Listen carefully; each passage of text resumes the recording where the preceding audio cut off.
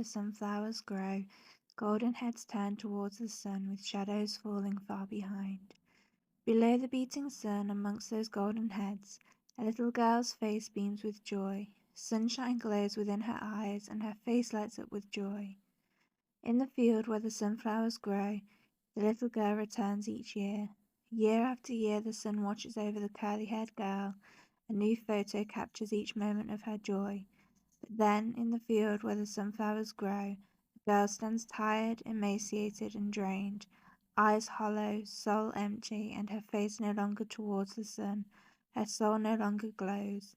Instead, she is consumed by the shadows of her mind. In the fields where the sunflowers grow, the girl returned, now a woman, and once again she turns her face towards the sun. She left her demons behind her in the shadows.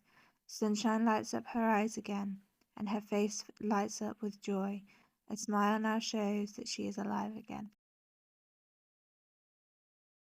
I was 7 years old when my happiness began to bleed out of me.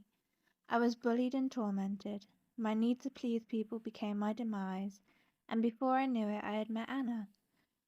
Of course, Anna would later be known medically as anorexia nervosa, and of course no one had any idea what it was when I was that young, and I was always told that I had an imagination, so I just assumed other people had this voice too. Anna was manipulative and clever. Oh, so clever. She had a way of making me feel both safe and scared.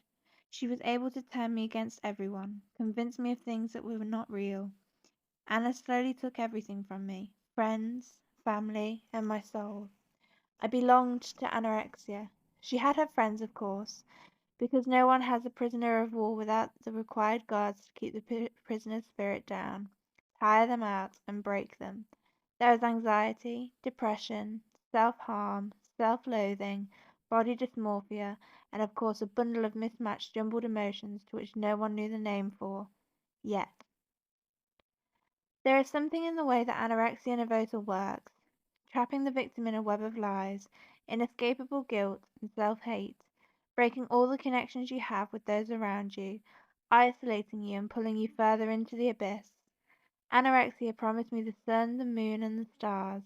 She promised she would make everything better if I just listened and followed her rules. She was my best friend, or so I thought.